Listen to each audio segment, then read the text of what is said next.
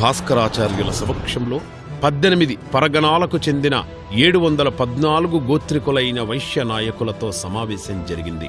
102 గోత్రికులైన వైశ్య నాయకులు రాజుతో పోరాటానికి సిద్ధపడితే 612 గోత్రికులైన వైశ్య నాయకులు రాజుతో యుద్ధం చేసి గెలవలేమని వాసవిని రాజుకిచ్చి వివాహం చెయ్యమని చెప్పి అక్కడి నుంచి వెళ్లిపోయారు. 102 గోత్రికుల వైశ్య నాయకులతో కుసుమ శ్రేష్ఠి రాజుతో యుద్ధానికి సన్నద్ధమవుతున్నాడు. ఈ విషయం తెలిసిన వాసవి అక్కడికొచ్చి తన కోసం ఈ రక్తపాతం వద్దని, ఒకరి కోసం ఇంతమంది సైనికుల ప్రాణాలతో చెలగాటమాడటం సరైన పద్ధతి కాదని, సమస్యకు యుద్ధం ఒకటే మార్గం కాదని, అహింసతో ప్రపంచాన్ని జయించవచ్చని అందరిని ఒప్పించి తాను ఆత్మహుతికి సిద్ధమైంది. వాసవితో పాటు 102 గోత్రికులు కూడా ఆత్మహుతికి సిద్ధమయ్యారు.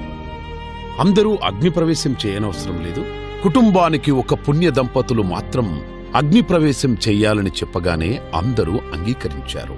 భాస్కరాచార్యులు గోదావరి తీరంలో 103 అగ్నికుండాలను సిద్ధపరిచారు. వాసవితో పాటు 102 గోత్రికులు తల్లిదండ్రులు అగ్నికుంటాలకు ప్రదక్షిణ చేసి వేదమంత్రాల సాక్షిగా అగ్నిగుండాలలోకి ప్రవేశించి అగ్నికి ఆహుతయ్యారు.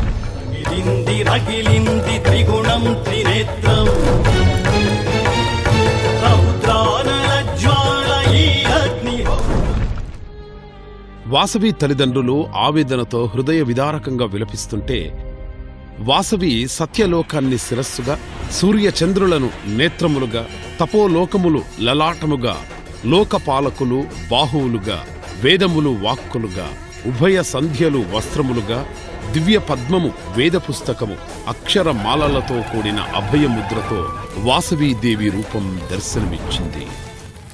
ఈనాటి నుండి నేను మీకు కులదేవతగా ఉండి నిరంతరం మీ పూజలందుకుంటూ మిమ్మల్ని కాపాడుతూ మీ వంశాలకు ఆయురారోగ్య ఐశ్వర్య సిద్ధి కలిగిస్తూ ఉంటాను అని మాట ఇచ్చింది.